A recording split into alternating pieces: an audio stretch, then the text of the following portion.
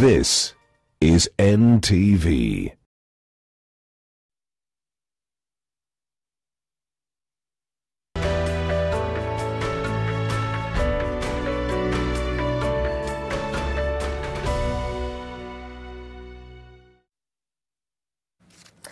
Well, good evening and welcome to yet another edition of our live virtual forum.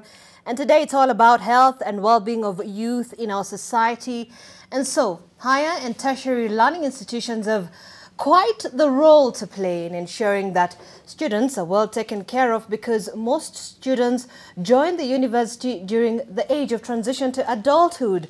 So this newfound freedom, coupled with the culture shock of varsities, often overwhelm young people, leading to a myriad of challenges, including drugs and substance abuse, gender-based violence, mental health, HIV and AIDS infections, and even teen pregnancies. Well, on September the 30th last year, UNESCO, in collaboration with the University of Nairobi and Mount Kenya University, launched a campaign known as the O3+ to promote the health and well-being of students in institutions of higher learning in the country. And that is what I hope we can be able to discuss today with my panelists. Allow me to introduce them to you right now. And I'll start with my farthest on the left, that is Professor Winnie Mitchulla, who's a research professor and UNESCO Unit Twin Chair based at the Institute for Development Studies. And Professor Winnie Mitchulla is not a new face here on our shows, in fact.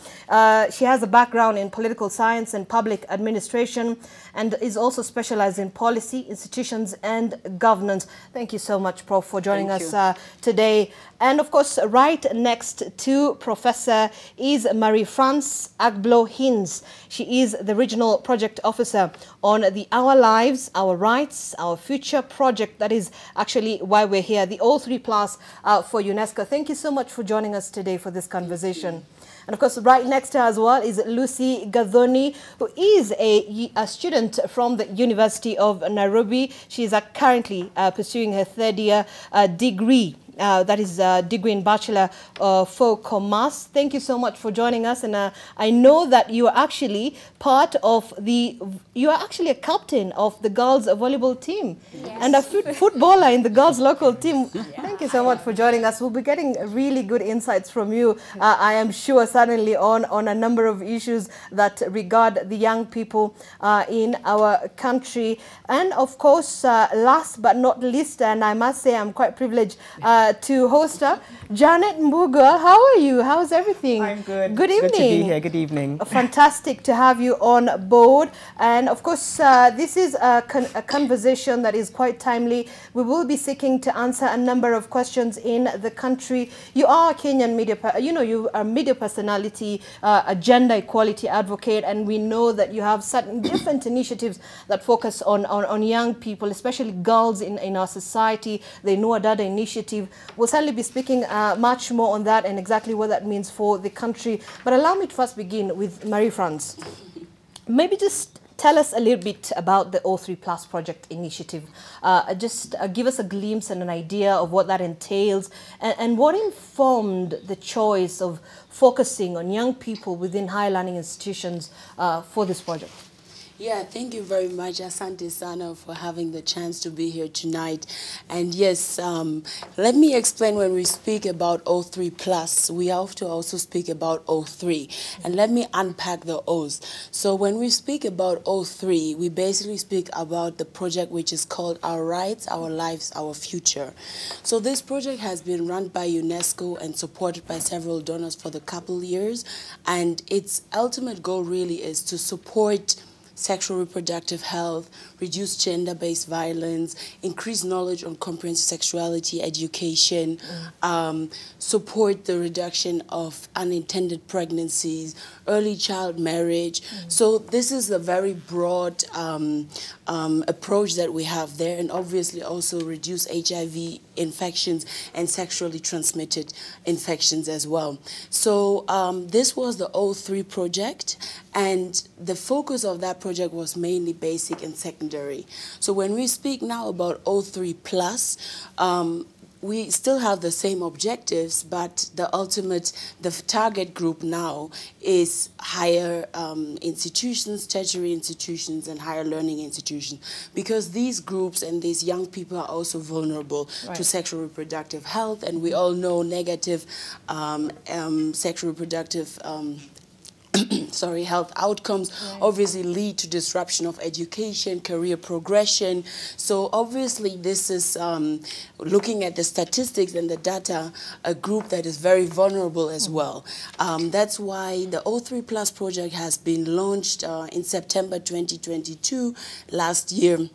No, 2021. 21, yes, exactly. So last year here in Kenya, and we are cooperating and collaborating with the Mount Kenya University and University of Nairobi to really have access and support young people in the country. What informed the choice to have, first of all, those specific 2 universities to begin with? I mean, both universities have large numbers of students. We know that they have the vulnerable groups. When we look at the statistics, also Mount Kenya University has a tremendous group of young people actually who do actually are challenged and face these sexual reproductive health challenges. I mean, within the O3 Plus project, we've undergone a baseline survey where we've seen that new HIV infections are much higher among females. I think the figure was around 63% compared to males. So obviously that informed and supported our decision to collaborate with these 2 universities and long-standing cooperation. All right. And Prof. Winnie, from your experience, you know, you've been a lecturer, you've interacted with students in these higher learning institutions for quite a long period of time. Maybe just bring us to an understanding on what are some of these health challenges that young people face within these institutions. Yeah, first of all, students face health problems just like we do, but for sure, just as been highlighted in the opening remarks, there are unique aspects that they face that are a little bit not extraordinary, I would say, because like, for example, when we talk about mental health, or when we talk about drug abuse, drug and alcohol abuse, which of course at other issues around it, you know, issues of depression, anxiety, you know, it brings a lot of other things relatedly. Early pregnancies or pregnancies that are not intended, those are some of the issues that students face. And of course, I must say that, for example, at the University of Nairobi, we've always cared beyond just providing education. We've tried, just even before this program, we had counseling, we had health, but what we are focusing on O3 Plus seems to be going deeper, because as much as you can have the institutional, you know, requirements in place, they may not be used as would be required. So this particular program, O3 Plus, is accelerating what we've been doing. So sort of like a holistic Yes, it's holistic program. It's targeted. We have point persons in each campus, and students are meeting, and we have also the RADA, which we may talk about later. So the RADA application is also assisting. So the accelerated pace is what makes it very unique, because otherwise we have these systems in place. But knowing what mental health is, knowing what drug abuse is, and alcohol abuse is, these are not things that are easily talked about. So it's one thing for you to put systems in place, but it's another thing altogether for people to exploit those opportunities and use them. And we do know that a lot of our students don't exploit those systems and structures. But this particular program is now dedicated to ensuring that the programs that have been put in place can be used and can support our students, so that the symptoms that we see as teachers, because probably a student is not turning up in class, or a student looks withdrawn, or I call them a lost student. Sometimes I have a lost student, maybe they are doing masters, I've not seen them, and they just lost. So I would be assuming they are lost, but actually they could be undergoing mental health. They need help. So with the system we put in place, in particular the RADA, which I guess we'll talk about. Indeed, we will certainly be that getting one to that. Helps them to open up. Of course, and the support spaces within universities will also be trying to get more information on the same. Allow me to bring in Lucy now. You're a third-year student at the University of Nairobi. First of all, just tell us about your experience as a university student. How is it? How has it been so far? It's been amazing, quite tiresome at some point. Right. I mean, a lot of exam work, a lot of studying. You have to go practice. Right. You have to give out your assignment on the due date, which is usually before midnight. And I have got experience to experience from other students, especially in cases of, as we're talking about, unintended pregnancies. Right. I've also been able to create awareness about use of protection, mainly because of how healthy we are and how active we are in such sectors. And mostly it's not talked about, but we hope to be helped out. And also mental health issues, it's coming up. So these are certainly some of the major challenges that yourself and other university students are actually facing. Yes, some, but most, the rates are very high, they're coming really up. I don't know what's happening, but we hope to be helped out and to people to get roots from the roots. They cut the issues from the roots because it's really affecting students in campus. All right, all right. Janet, I mean, these are quite multifaceted issues that students are facing. You have family problems, you have financial difficulties, feelings of isolation, social pressures, I mean, anxiety, studying, the competitive market outside there. Just tell us, I mean, what is the importance between health and well-being and the education? This is specifically just for young people. Tell us, what can we do? Why is this so important? That's a good question. I think, number one, we need to normalize it very early on. I always say we have a chance now to do things. This kind of project is also important because what it's trying to do is create a platform.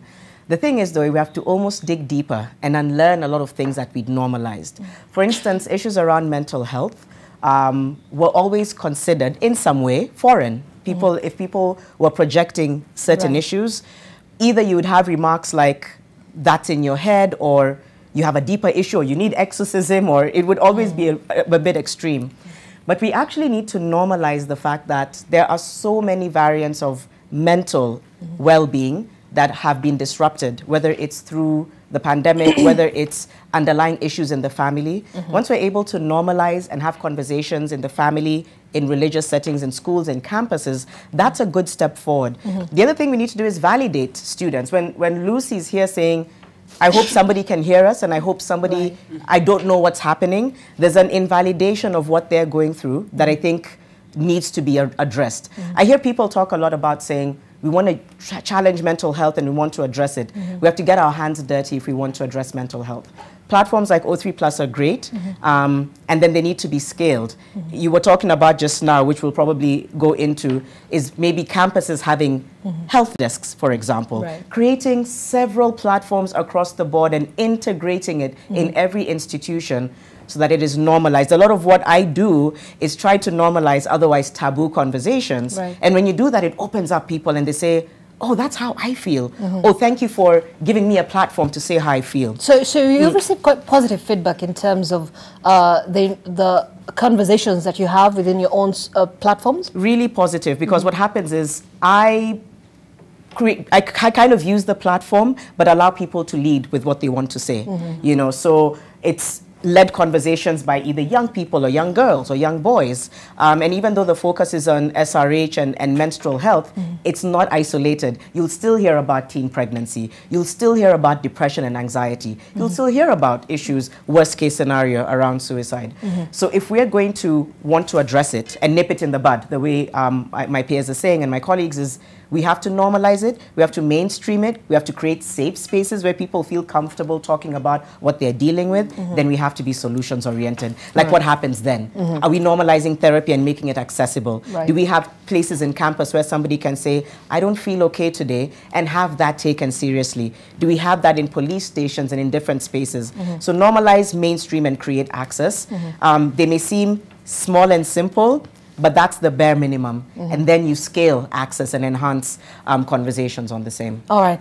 And that's very interesting, that perspective, you know, reshaping sort of our approach into the issues that young people are facing, especially because most of them are actually within the tertiary and higher learning institutions. Mary, maybe you can just also just tell us, from UNESCO's point of view, the importance of education systems in Africa and how they work, and really how they're moving forward into ensuring that the well-being of students are taken care of. Yes, I mean, this is a very good question, and I mean, UNESCO has been for the past few years, and that's what I mentioned in the beginning, engaged in the O3 and O3 Plus project, because we really strongly believe that sexual reproductive health, comprehensive sexuality education needs to be anchored in the curriculum, needs to have space in schools. Young people need to have the right to know what are their rights about sexual reproductive health. Actually, it's very important, and that's when we also speak about physical and mental health and young people. I mean, we still see in Kenya, for instance, I've read that 1 in 10 person has common mental disorder and depression and anxiety. So and when we conducted, for instance, the baseline within the O3 Plus project, we've seen that around 42.5% of young students do access actually services of student counselors regarding psychosocial support. So we see with the figures, when we look at the statistic, that there's really a need to tackle challenges and topics of sexual reproductive health, gender-based violence, and child marriage, unintended pregnancies, and UNESCO has been in the forefront when it comes to these topics, not only with the O3 and O3 Plus project, but also with the Fit for Life project, which is a flagship and looking at mental health and fitness, particularly after the COVID-19 pandemic. I believe it has worsened the situation. Young people were faced challenges. The education institutions were closed. So I really believe, and UNESCO, I think on behalf of UNESCO, strongly advocates for these kind of topics to be anchored in the curriculum, and also to really work and support ministries of education, health, and gender to fight this together. All right. You've talked about some of the statistics. I'd like to also just mention a couple. There was a report that was launched earlier in the week. It's on. From the National AIDS Control Council here in the country. It's called the Triple Threat Campaign, and there are numbers here that are quite staggering. It talks about in 2021, on average, at least 98 new HIV infections occurred every week among adolescents aged between 10 and 19. I beg your pardon.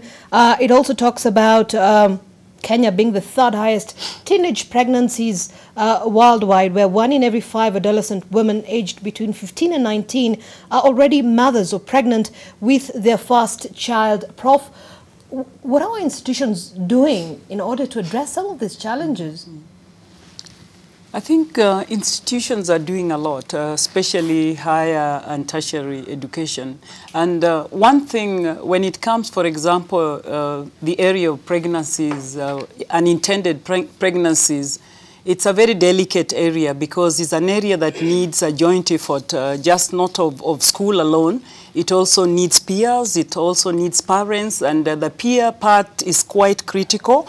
And if you look at it keenly, it seems like when students or young people are not in school, they tend to be very predisposed to the other, ills of society, or the environment, which we are also talking about in O3+, that the environment matters. So what we are doing at the university level is to ensure that the environment is right.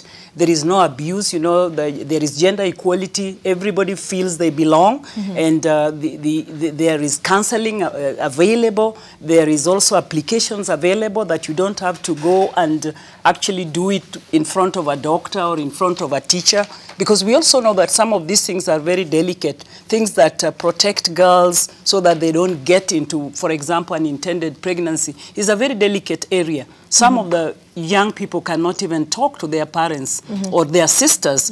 Maybe they might confide in one of their peers or nobody. So I think all institutions tend to have, for example, if you look at higher education, universities, and to a large extent also tertiary, they have policies, they have regulations, they have systems. But as I was saying before, is how do we ensure that these young people use these systems for their health and well-being? I think that's where we are. So this program is to accelerate that gap, that deficit, where we have systems in place, but they are not serving us as they should. And of course, when we leave most of these young people out of school, at tertiary we have a different issue altogether, because these are people that parents think they are grown-ups, and they are on their own and they know how to take care. But it's not necessarily true. I think this is really where things are going wrong. And that's why age 14 to 19 is very, very predisposed. Because they tend to reach an age where they are not so much around their parents and around their sisters and brothers. They are on their own.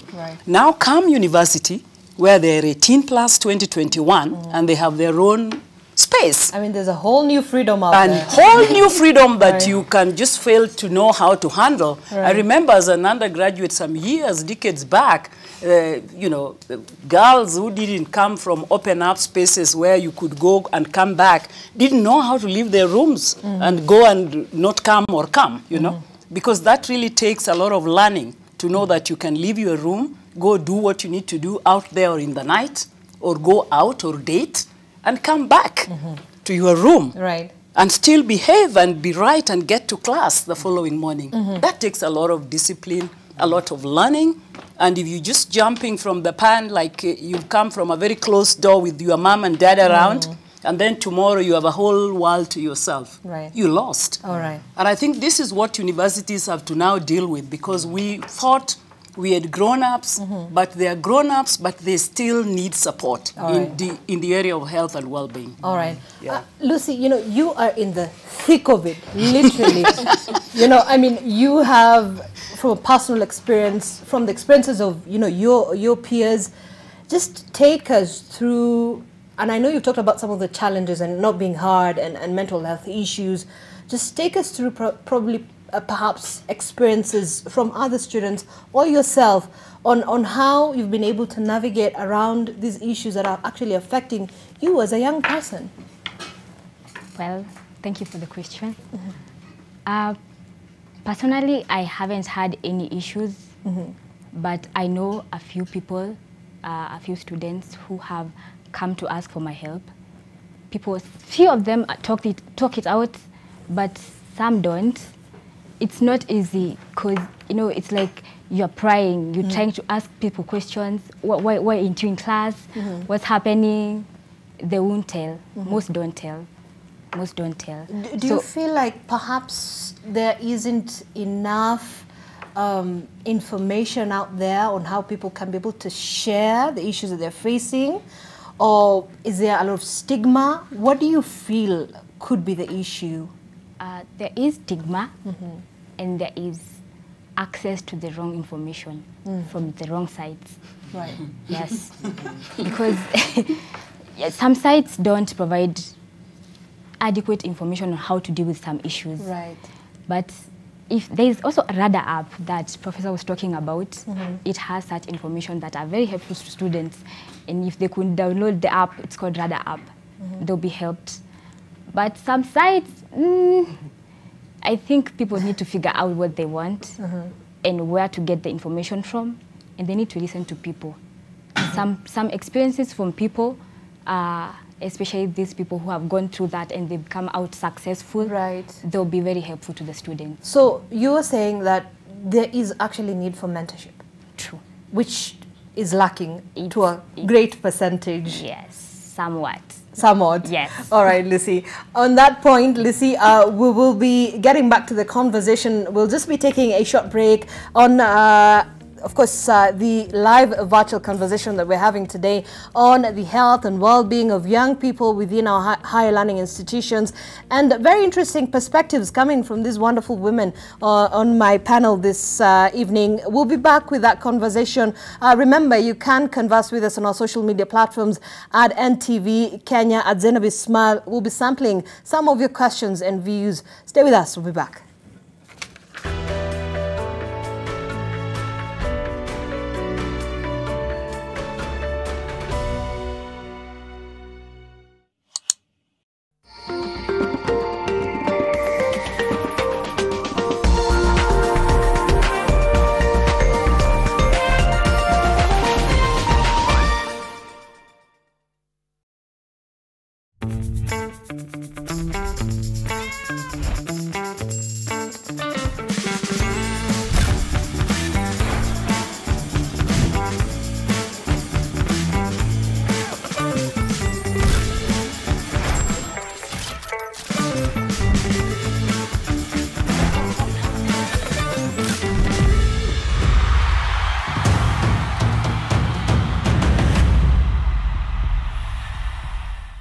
What makes Domestos toilet cleaner unstoppable? Domestos does thousands of tests to make sure its thick bleach formula kills all known germs dead, keeping your home clean and safe from germs. Unstoppable Domestos kills all known germs dead.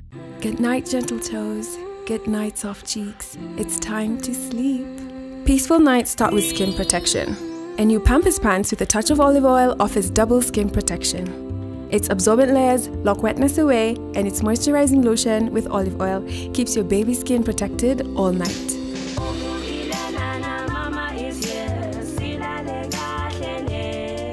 New Pampers Pants, double skin protection for peaceful nights.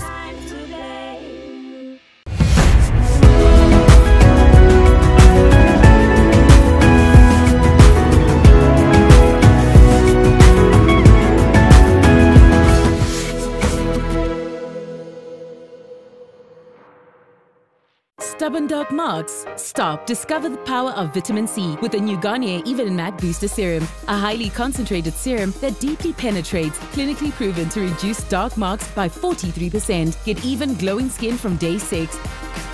New Garnier Even and Matte Vitamin C Booster Serum by Garnier. Naturally.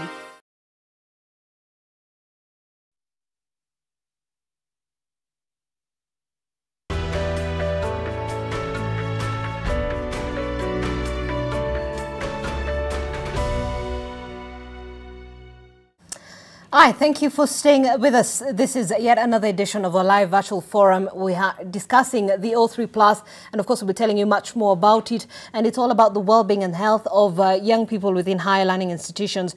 We had Lucy just speak about her experience in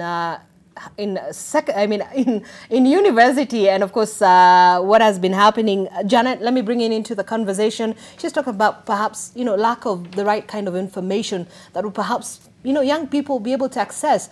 What do you think we can do about this and able to sort of bridge that gap in terms of information, access to information and the right information for young people to be able to at least get, she's talking about mental health issues.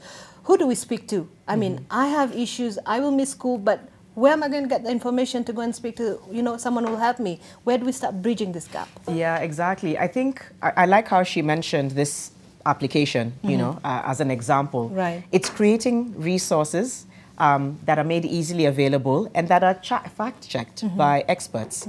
And that can live anywhere. We're in a digital age, whether it's a podcast, an app, whether it's a program on YouTube, whether it's a resource platform within a university website. I think curating the content in a way that's relatable to young people, in a way that's easily accessible, even on Instagram. Right. And that's the beauty and danger of social media. And that there's people who've tried to curate content that's accessible, palatable, informative, and helpful. Right. But then there's extremes where people almost showcase a whole other alternate reality, which is really harmful. So it's also trying to encourage them, encourage young people to have a sense of self. I know some of these things sometimes sound a bit far off. I get that, you know, even when you're talking to young people, right? You know, you have this conversation with them. They get bored. They're just like, "What are you telling us?" Right? But if you, I was innovate, right, and make it relatable. I was at a campus in March. I remember speaking to a group of students. It was about gender-based violence, toxic relationships. And a lot of the information that came out was painful, but very real and very raw. And I remember what came out of that conversation was the vice chancellor actually saying, we are going to set up a safe space on campus. And that's why I always go back to, and sorry, if you see me with tissue, it is not the best look for TV. Just forgive me, battling the worst cold. And that's why I love what's being done in this collaboration, because if you're going into the campuses and creating even a gender desk, for example, or just a safe space. That takes a lot of them, when we asked them, is that what you want? They all unanimously said yes, because a lot of them were saying, I'm dealing with something. I have a friend who's in an abusive relationship, or I'm a young man who doesn't feel like I'm being seen and heard, because a lot of the focus is on young women. And all of them unanimously said, if there can be a space where we can approach within campus, but it's anonymous, it's a safe space, that would take a whole load off. And then complement that with the resources. Have them referred to, like I said, an application or resource space where they can continue to equip themselves. It's about coping tools. Life is about coping tools and coping and managing the stress and the anxiety and the depression, which so many people are dealing with. But if you don't know how to cope, you'll turn to extreme places. You'll turn to somebody who's saying, I'll take away your problems, but just sleep with me. Then before you know it, you're a young mom. Or you'll turn to drugs and alcohol. It's very real, and it's right around the corner. And I think what we need to do is face how real it is, and face how easily somebody just can snap. If they don't feel seen, if they don't feel heard, if they don't have platforms within campus, within organizations, on an application, then where do they turn to? They need somewhere where they can release their stress and anxiety. So create that. So all these things are actually intertwined. I mean, someone is facing these issues, they don't have anyone to speak to, so what do? Let me, you know, there's all these drugs out there. So I say, smoke this, do this, and you'll be fine. Yeah, I'll be fine. The next thing, you're a young mom, you know, you're a young dad out there, you're still in university, and this then end up compounding. And a lot of young people, I don't know whether Lucy will agree, but a lot of young people say they don't feel like they have their parents near them anymore. A lot of them will say, oh, you know, and it's hard because parents are off trying to work, but then you're leaving this huge gap, where somebody, in worst case scenario, even some of the people I interact with, if you don't have access, for example, to sanitary products, and you don't have a parent or you don't have a mentor, a lot of them turn to boyfriends, older men, who get them pregnant. And when you see these numbers on HIV, teen pregnancy, it's related. I don't have somewhere to go. I don't have someone to talk to. I don't have a space that I can access accurate information. Therefore, I'm going to use my instincts and turn to whoever is nearest to me, validating what I'm feeling, even though it's inaccurately validating it, saying, I'm here for you, but you'll have sex with me. And then before you know it, it turns into something big. I think we need to stop alienating how big this issue is. It's right in front of our eyes. So the more access to resources and platforms and safe spaces, even online safe spaces, even on WhatsApp groups, just multiply the safe spaces. Make sure they're verified. Make sure that there's expert resource there. And you'll begin to have people open up and feel seen, heard, and feel like they're not alone. Okay. Mary, I mean, we've talked about the issue specifically touching mostly on the mental health issue and how that has compounded to the other issues that are facing young people. You also spoke, I think it was you spoke about Fit for Life. Maybe just give us an idea about what Fit for Life is all about and why does physical and mental health really matter to young people and how UNESCO comes into all this. Yeah, I mean, as I've already mentioned, that we work together with the University of Nairobi and the Mount Kenya University to also prepare young people and have, we will speak, I'm sure, about the Mount Kenya hike as well. And Fit for Life, really, this flagship program fits into that because what the idea is really that to recognize the power of sport, actually, to promote physical and fitness and mental health. And the sports-based flagship, this Fit for Life that we're running, is designed really to accelerate COVID-19 recovery, to support inclusive and also integrated policy making, to enhance the well-being, the health of young people that we've heard that are challenging and struggling. So apart from the physical fitness, I would actually say that mental health and sport can also promote to support tolerance and respect, contribute to an enabling environment for young people and in tertiary institutions to really realize their educational potential. And also in addition to that, and I think that's also what the Fit for Life does in the O3 Plus particularly, really is looking at to support women and girls in participation in sport that can also boost their confidence. Obviously, we still have these challenges around gender and stereotypes and influences of men and boys' behaviors, and obviously I would say in terms of the health and outcomes, regular physical activity really translates into reduction of obesity or depression, mental health. So we really try to support this through the O3 Plus and the Fit for Life program, and to promote really young people to be active physically, but also to be aware of their mental health, because we've heard already there's still a big stigma around it. Nobody really wants to say, I have an issue, I'm struggling, you know. You might have been, it's your first year at university, you're happy that you're out of house, you know, you've left your parents behind, and now you find yourself struggling with depressions and you don't know where to go. So I strongly believe that particularly these programs, such the Fit for Life or the O3 Plus, really create space for these discussions, enable young people to talk about it and to be aware of it as well. Right. Indeed. Very interesting. And Prof, you know, the social part of universities has been massively impacted because of specifically the COVID-19 pandemic. I mean, now we have Zoom lectures, we have online meetings, as opposed to, you know, before we'd have a lot of students walk into school and there would be, you know, social conversations and they would have meetups outside and engage in sports. But this has been, okay, we're getting back slowly to that norm, but that was impacted. It's still, you know, we're still reeling from the impact of that. What are universities doing, specifically University of Nairobi, which boasts of quite a high number of students, in terms of creating the space for young people to be, you know, socially available out there to, you know, do these things, to release their energies out there and come together? And of course, this will also create the space now.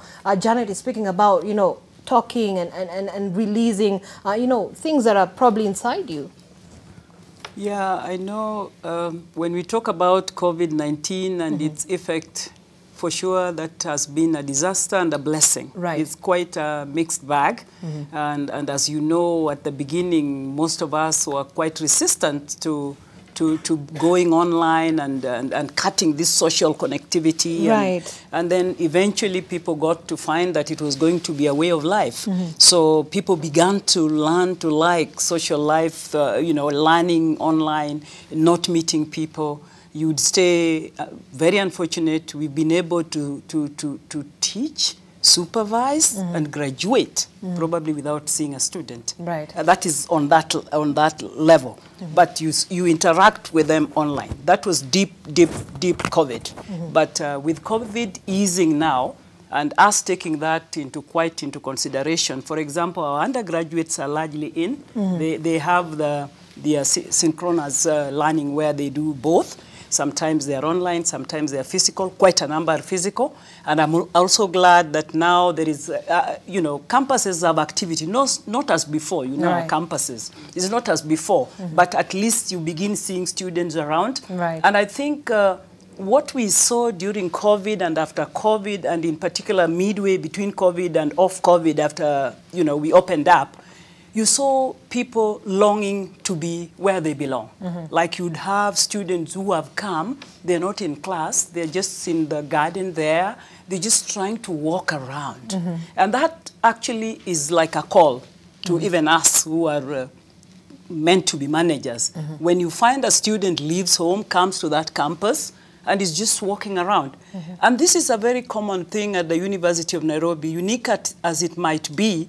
Some of the students that have had serious mental problem, their stop is University of Nairobi. And but it's they keep coming back there, and we have them. Prof, it's interesting to note that we actually, I believe we did a bit of a small survey to just figure out how this has impacted, you know, young people, especially in universities. And there are a number that said, we're happy to sit at home and have these lectures at home. And the performance was quite okay. Yeah. But there are also a significant number who felt that that physical interaction in school and physically being in school was extremely important for them. Yes, and that's very critical because, you know, we have students from all backgrounds.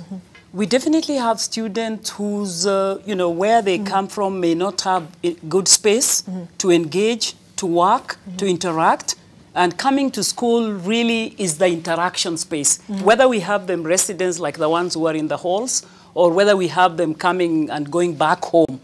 Some that come and go back home, they may be staying in one little room in a place which doesn't have much interaction and facilities. It's not safe either.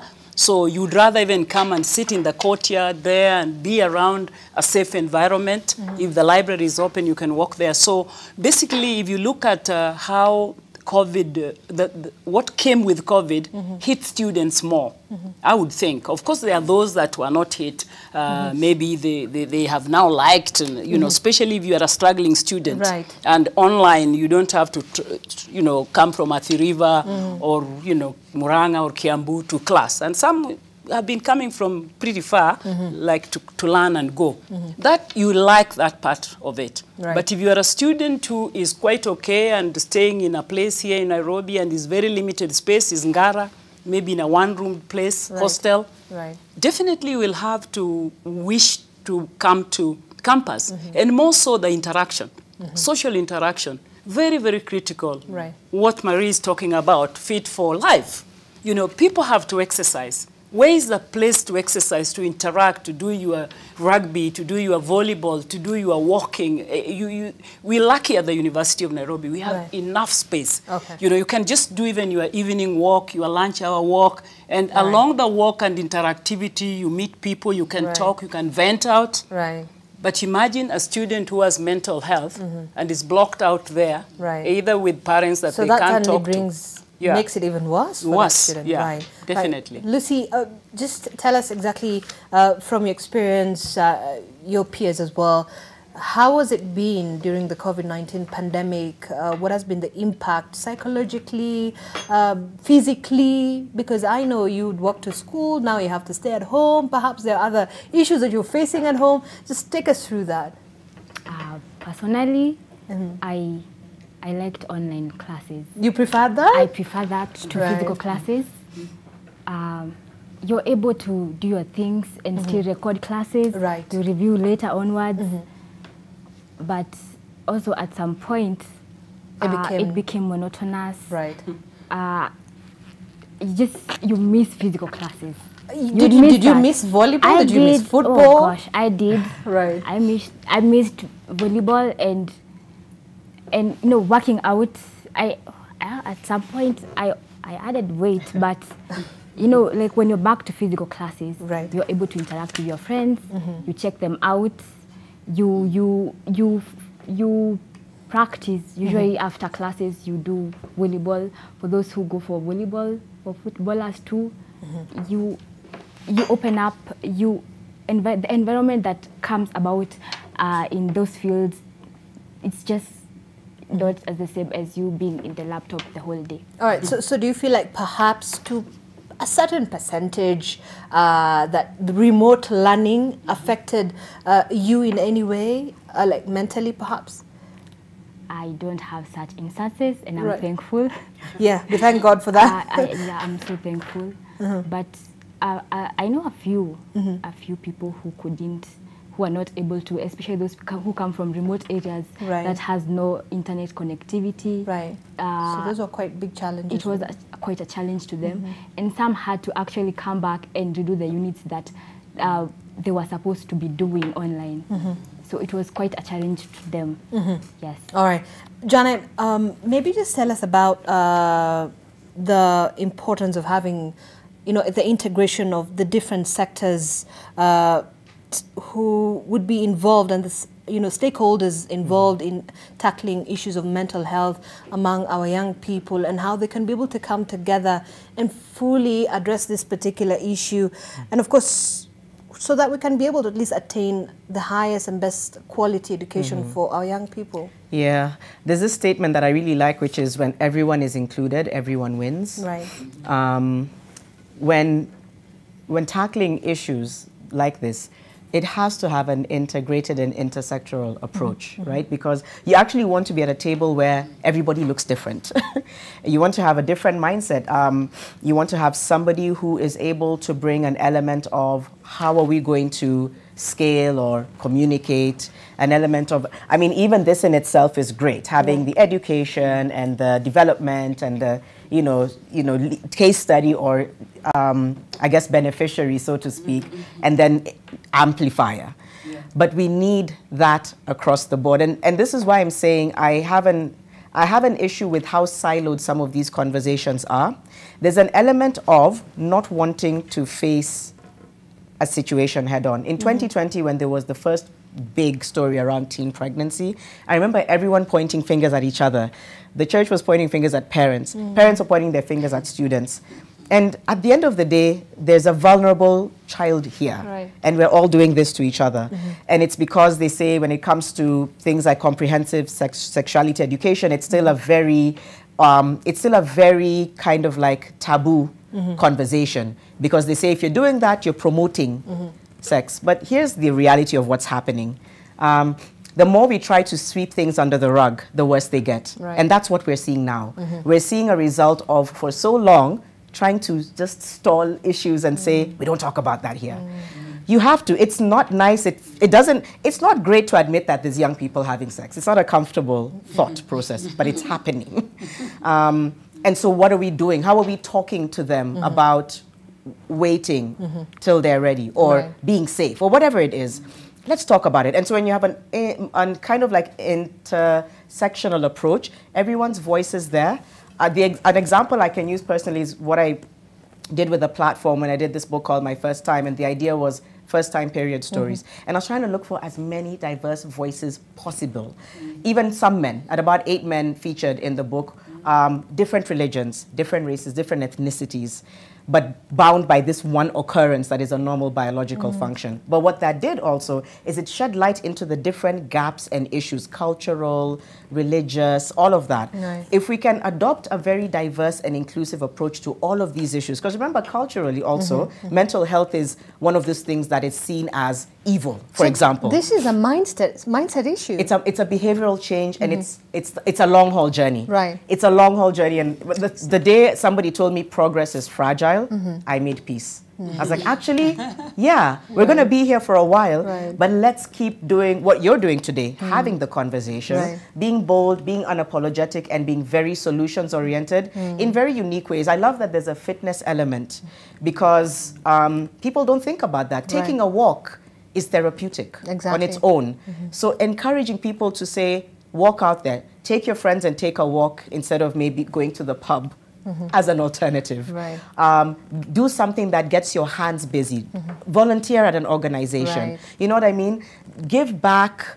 It doesn't mean you're trying to earn points. It just means you're trying to do something with your mind and your hands that's also impacting somebody else. Right. And it's easy. It's not expensive. It's accessible. So if we're able to make that connection with young people to say, and a lot of them have the hunger to want to do better and to do more. Right. So if we're able to provide the platforms through which they're able to do something and do more and do better, I think they'd be more than happy and willing to.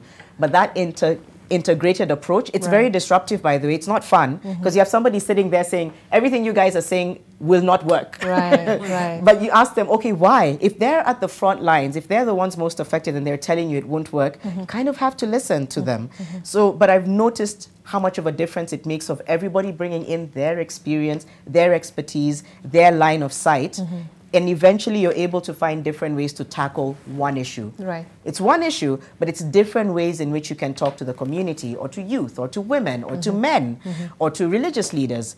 Different voices, one issue, because when everyone is included, everyone wins. Diversity and inclusion has to be something that is across the board. Right. It's a bit uncomfortable, but we need to get comfortable with being uncomfortable. Because being comfortable has gotten us where we are. Right, so indeed. let's try the reverse. Like, let's get uncomfortable and go out there and face the issue. And then from there, begin to step back and say, okay, all right, we're hearing you now. And that would be quite an interesting journey. Heavy.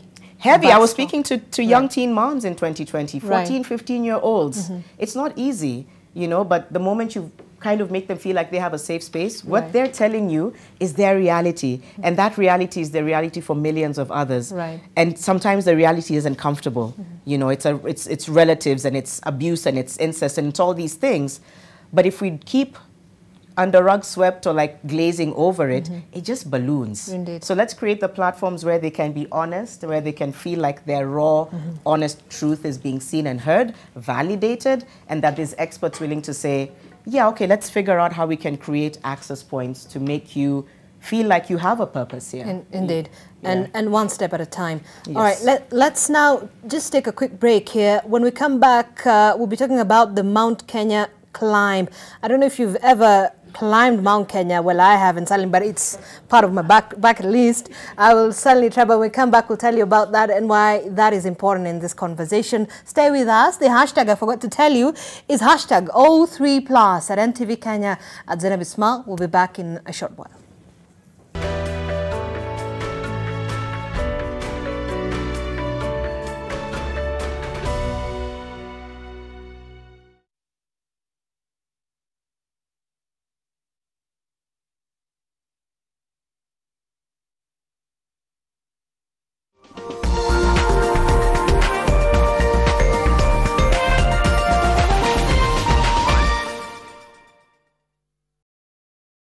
The Communications Authority of Kenya, CA, regulates the broadcasting industry, promoting development of local content and ensuring responsible use of broadcasting platforms for national good. The Communications Authority of Kenya, opening your world. We shall legalize weed. Professor George Luchiri Wajakoya of the Roots Party. Semeni Babakea. Babakea. Raila Amolo Odinga of the Azimio la Umoja One Kenya Party. Unajua mimi sina pesa ya serikali ama ya kashfa. David Mwaure Wahiga of the Agano Party. And hakuna kura ya hasla mutaiba. William Samoei Ruto of the Kenya Kwanza Alliance. Presidential Debate 2022. Do not adjust your sets. Since the pandemic, all mums know to be cautious of the many kinds of everyday germs that spread easily. Get peace of mind and protect the ones you love with the power of Dettol Bar Soap. It cleans and protects from up to 100 illness-causing germs. So no matter what type of mum you are, trust Dettol. Dettol antibacterial soap 60 grams is now 50 shillings. Mimi niko digital sasa. Nimepiga simu nikauza ng'ombe, sasa naweza lipia mtoto karo ya shule. Huyu sasa shule anasoma kompyuta. Na kama mtoto akigonjeka, napigia daktari simu. Huko hospitali nasaidika haraka. Through the Universal Service Fund, USF, the Communications Authority of Kenya, CA, facilitates the provision of diverse communication services to every part of the country so that no one is left behind. The Communications Authority of Kenya, opening your world. How do you keep your toilets clean? I use normal detergent and bleach for washing. The detergent and bleach cleanless can leave behind yellowness, rust and germs. Harpic's 10 times better cleaning compared to regular detergents and bleach, and kills 99.9% illness-causing germs in your toilet, including the COVID-19 virus. What makes Domestos toilet cleaner unstoppable? Domestos does thousands of tests to make sure its thick bleach formula kills all known germs dead, keeping your home clean and safe from germs. Unstoppable Domestos kills all known germs dead. We asked Kenyan women to tell us what they look for in a lotion. Warembo, Ni nini muhimu kwenu mnaponunua body lotion? Smoothness, scent, glow. Leo tunaweka kwenye jaribio body lotion ya bei ghali na ya bei nafuu. Ungenunua gani? Inai-transform dry skin kuwa deeply nourished na kui-smoothen. Na fragrance nayo, wacha tu. Why pay more? Nunua nice and lovely body lotion. Ni bora zaidi kwa bei nafuu. It's just nicer and lovelier. Chagua Kenya's #1 body lotion.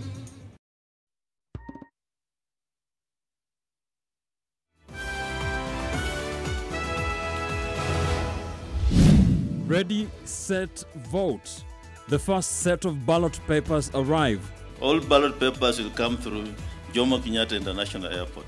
There are no ballot papers from Uganda. And the rigging fears amid claims of dubious deals with Greek ballot printing firm. We are running out of time. Right now we cannot talk about not printing ballot papers. Also tonight, the presidential shortlist will remain just as short. The law does not act retrospectively. There is no such a positive order directing the commission to clear those aspirants. IEBC slams our court as it shuts the door on chances of clearing more presidential candidates. Plus, the ballot boxing in the fight to the finish line. You have to make up your mind whether you want to participate in this election. Ruto and Raila poll positions on the campaign trail. Sisi waoga, tutaendelea na uchaguzi, lakini tumwambie tume ya uchaguzi wasithubutu. And also tonight, from bros to brawls, the Uhuruto Wars, front and center tonight.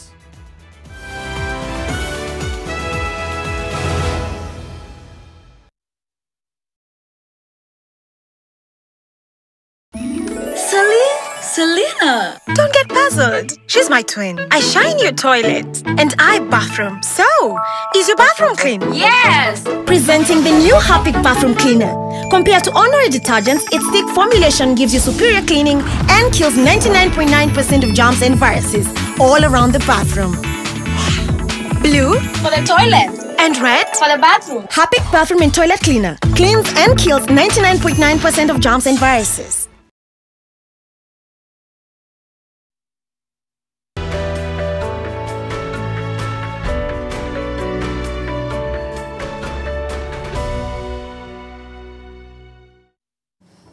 All right, well, thank you so much for staying with us and being part of this conversation as we take a look at young people in our country and those especially within higher learning institutions, their well-being, their health and why it matters for this country. Well, Marie, UNESCO has implemented and is implementing this O3+ project. And part of the project is the Mount Kenya Climb campaign. Just give us an idea into what that is and the reason behind supporting this particular initiative.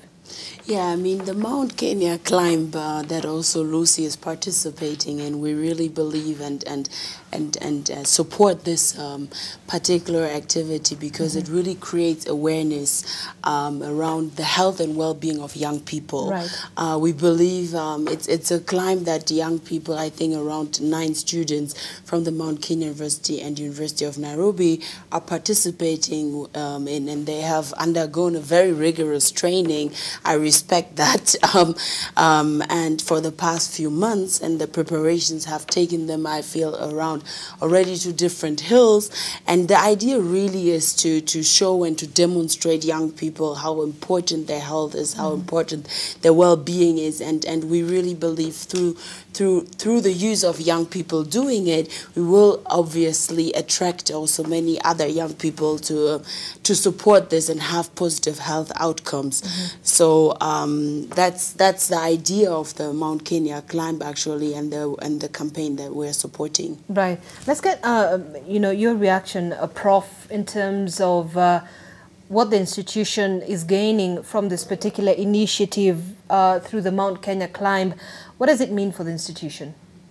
Yeah, let me just get back to what I said earlier about this the entire program being an accelerator to what we've been doing. Right. So when you have an accelerator, normally, really the part that you really want to put like a flag is some activities around that accelerator.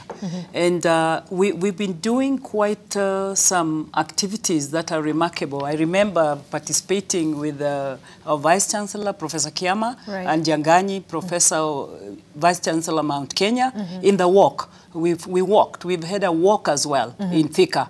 And this really was a walk with all stakeholders, including border riders and the students, and we were in hundreds, almost 1,000. And that was, again, just trying to send the message, and not just sending the message, bringing the synergy, giving the students the support. There were the VCs walking with them, us senior scholars. We were also walking there, just trying to talk about one theme, the O3+. So when we now think of going into Mount Kenya or plan to go to Mount Kenya, first the phase that has gone before, and that's the phase I like. I'm saying I would rather have participated in the preparation. Right. The preparations have been intense and very, very interesting and good. So this is really like drumming up, because there are activities around those drumming up. Like now, when this weekend they are going into the last preparation for climbing the mountain. Yes. And I think one thing that, again, is very unique and important is how the entire university, senior staff are part of this accelerator program. An exciting moment indeed, actually. Yes, yes, because for you to, like this weekend, I think my Vice Chancellor will be in that team as well, going with them to Satima. So that's a real commitment, and I hope students are engaging and are also seeing and listening, irrespective. We are not just talking about University of Nairobi and Mount Kenya. This is really for higher education and tertiary. And Nairobi, as you can hear from UNESCO, and Mount Kenya, just but like pilots and front runners. But we expect that what we say when we get to the peak of Lenana, that day, hopefully with the flag of O3+, the whole Kenya, the whole world will be seeing the kind of commitment we are putting onto sexual reproduction and health and rights. And that's just not a walk. It's certainly going to be quite symbolic in terms of this particular issue. Lucy, I mean, you've been preparing to go and climb, and I think you've been doing that for a couple of weeks now. Just tell us, months? Wow, just to give us insights on how the experience has been and the preparations. Are you excited about it? I am so excited. Well, first of all, I'd want to thank the Outdoora team. They have done a good job in preparing us. The kind of gears that we need, what to do when you're facing altitude sickness, especially how we started with hiking in areas of low altitude. As we continue, we gain altitude after every hike we do. And it's, at some point, it prepares you for mental endurance, especially Kijabe Hills. Wow. It was a one trail track. But that was so you had to either go or you go. You had no choice. Oh, wow. You had to go or go. You had no choice. All right. It helps you to endure mentally. Helps you to gain altitude. Also, Elephant Hills. Right. Until you reach a point called Desperado. You can't even hear the word suddenly. Desperation. Point of desperation. But honestly, what interested you? What pushed you to participate in this? First of all, I'm one person who like encouraging youths in any way I can to create awareness. Also in me being part of students in the institutions of higher learning, we're faced with challenges, and some challenges. Some people hide their challenges, but we need to create awareness about the existence of such challenges. Therefore, this was a platform.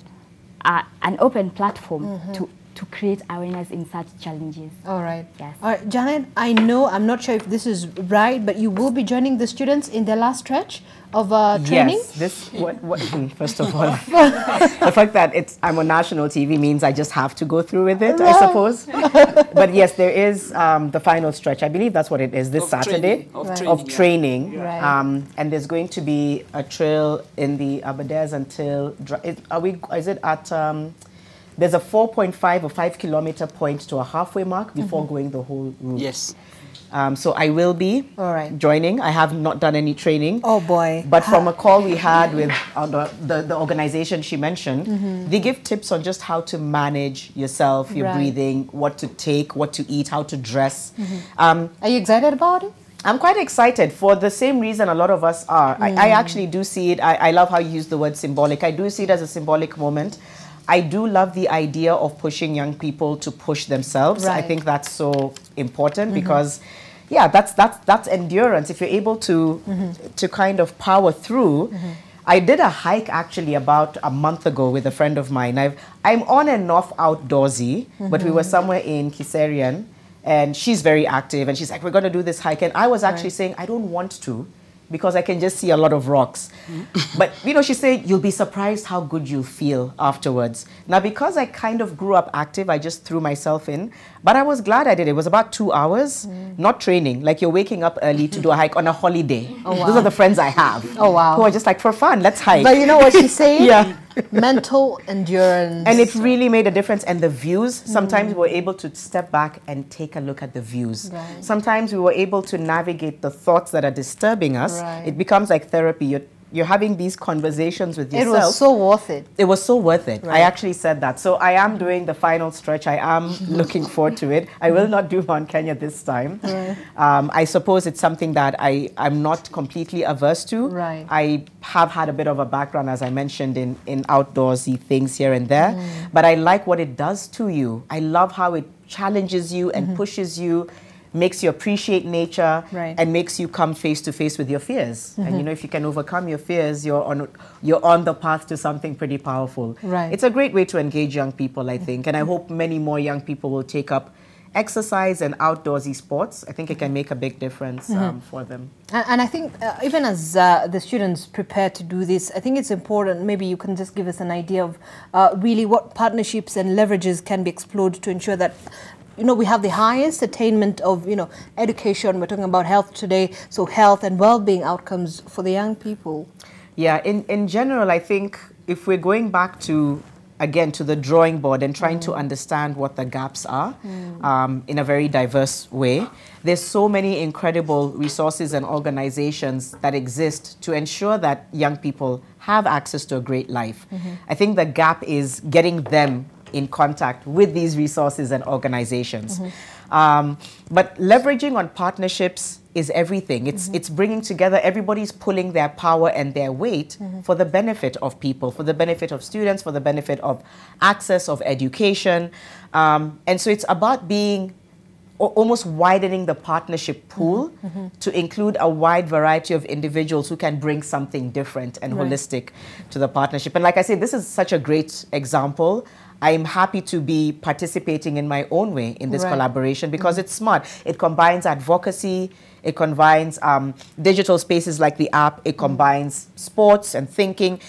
That's what partnerships end up doing. When you bring different people with different mindsets, but all with one gain, then you end up having a very interesting, holistic approach to creating access. So more of that is very necessary.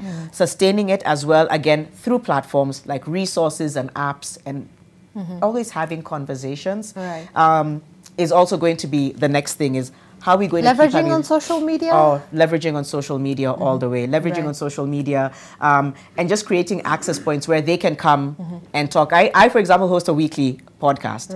And, you know, one of the things that I want to do in future is have people take over and you do it. You talk about what works for you. It's just disrupting the space and the norm.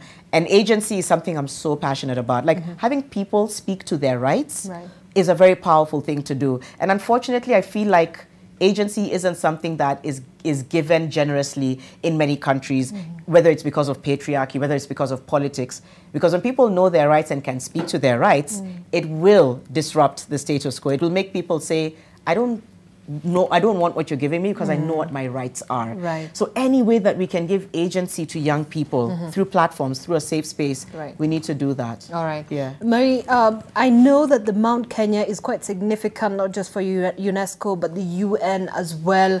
Why is it so significant? Yeah, I mean, first to start with, the Mount Kenya is the second highest mountain in Africa, so I believe it's a significant landmark in the country. I know that the national flag was hoisted there after the independence, and then in the 2010 constitution also deposited there. So it seems to be really a symbol for Kenya and unity. Obviously, the climb into the peak of the mountain, Mount Kenya, is a quite big challenge for young students, and which is also inscribed as a UNESCO World Heritage when we speak about UNESCO side. So it is significant, and as we celebrate this year, particularly the 50th anniversary of the UNESCO World Heritage Convention concerning the protection of the world cultural and natural heritage this year, it is something that is then even more important, and it's very symbolic. But I wanted to also add to what Janet said, basically, that I really believe and what Prof meant is much more than climbing the mountain, you know. By climbing the Mount Kenya, obviously it's a symbol, but also we are trying to make noise, you know, to talk about issues that are unseen, issues that are uncomfortable, that we've already raised: sexual reproductive health, comprehensive sexuality education, and to make young people aware by using sports in this way, being physical active, and also seeing the commitment that we've seen through different various walks that we had, where we had heads of embassies, we had heads of universities. I mean, that's a big commitment. So I really believe, and I think UNESCO really supports this, because we do want to address these issues and around well-being and health, and want to really make use of physical activities to do so, rather than just inviting young people, let's say, for a breakfast talk or whatever, you know. We want to be innovative, make use of different activities, and therefore I believe that Mount Kenya is a big symbol, and I hope we will make noise. All right. Yes. All right, Mary. Thank you. Prof, I'll give you, you know, as you make your closing remarks, you know, your call to action. Your call to action. What would be your call to action? My call to action will be very much tied to what Janet is saying. This urgency. We really need urgency, to give urgency to the youth. And what I see as a very challenging element is this issue of competing platforms, competing interests. It's really hard for young people when you have competing platforms and competing interests. And the social media has just made it complex, because we know that social media has everything. It has everything. But you have to know what you're going for. So the issue is our role in assisting in that process. Even podcasts like the kind that Janet does assists in, you know, students having some, at least I would call it an audited output that has all the skills, all the partners putting in their input. Just like when we have our radar is at least informed by, yes, it's generated by students. Students are able to bring the words and what to use, the campaign notes, but it's also having the input from the experts. So that at the end of the day, we know that any student accessing the radar app will not just be having something that we are worried about, but will even end up having more help beyond the radar, because there are also counselors that are in there that they can end up with. But the biggest challenge is the opening up, which is again related to urgency. Will you open up? Will you go beyond the app after you get into the radar, when you need real help now, which has to get off the app into practice? Will you get yourself out there, call somebody, or go to one of our counselors? And we have a lot of help at the university. We have, the health system is good. You have counseling around, but those services I don't think are used as much as they should be used, especially by students who have mental health and who have maybe undergoing all these kind of social challenges that young people do. But you feel universities can do more? Universities can do more, and that's why we are doing more right now. Okay. This particular program, we see it as one channel, and we have many, many more channels. Right. If I was to list the kind of interventions that are running, even if I was just to talk about our gender program alone, because we have a gender policy and what we need to do with gender. Of course, it has gaps. There are gaps, but the policy is very clear, and I've been a gender director in the past. And it used to be very difficult to have people end up with me. And I'm not talking about women alone. I want to make this very clear to our students on the screen, that we are looking at both men and women. The male student would come, the female students would come, but at the end of the day, it's giving them the urgency and knowing their health and taking care of their health. All right, fantastic. Thank you, Prof. Lucy. I'll give you an opportunity to speak to the young people who are actually watching you right now. What would you like to tell them? I'd like to tell the young people that they should embrace physical health, physical fitness. And in cases of mental issues, they should not shun it. They should actually ask for help. There's nothing to be ashamed of. Yes, you'll have people who don't want to listen to you, but either way, be selfish about it. It's your health anyways. Be selfish about it. Seek help when you can. Yes. All right, thank you, Lucy. And Janet, you have the last word this evening. What would be your one call, officially, one call to action to everybody who's involved in this conversation? Yeah, I think create a safe space. Unlearn a lot of what you've deemed normal. Unlearn a lot of the misconceptions and myths that have been perpetuated for so long. It isn't easy, but we now have information that tells us some of what has been perpetuated is harmful. So begin to see everybody as an equal individual who deserves the best possible version of their lives, right? So when you're dehumanizing people, when you're shunning people, I love what you say, be selfish about it. So I think it's encouraging everybody to say, take a step and do some digging and research. Start with the person near you. You know what I mean? Like, if you're watching this right now, start the conversation on your dinner table, in your WhatsApp group, with your friends, with your partner. Open up the conversations to difficult conversations and just say, is this something that you're dealing with? Is this something that you know about somebody who's dealing with it? When it starts there, before you know it, you've opened up this other platform and suddenly you've created a space where somebody says, I'm so glad you asked me. I've been wanting to share this with you. And don't be afraid about what's going to come back. Understand that there are resources that exist. Understand that it's kind of growing. It's not that it's relatively new. We're still in the growth spurt of opening up to issues and resources to do with taboo topics. But be somebody's safe space today. I think that's my biggest call to action, is be somebody's safe space today. And if you are also in need of having a safe space, don't be afraid to speak up about it. And yeah, follow all these incredible people across social media. Follow the work that they're doing. Follow O3+, that's the hashtag. Follow the conversations. There are so many incredible conversations. Plug into them. Plug into them and be somebody's safe space today. Fantastic. And I think that's a wonderful place to end our conversation this evening. I know there's always so much to speak about on this issue, and I wish we had more time. But thank you so much to this wonderful woman for being with us this evening and talking about the O3+. It's all about our rights, our lives, and our future. You can follow that on our social media platforms, and also just generally on social media. The hashtag is O3+. Thank you so much. I was your host, Zainab Ismail, and of course, joining me this evening was Marie-France Agbo Hinz. Thank you so much. I know we don't have so much time to give such all the titles that you'll be holding, but of course, Professor Winnie Mitchulla. We also did have Lucy Gathoni and Janet Mbugo. Of course, everybody I think knows you. Thank you, Zainab. I loved how you moderated the conversation. Oh wow! So I hope everybody's watching that. She just endorsed me anyway.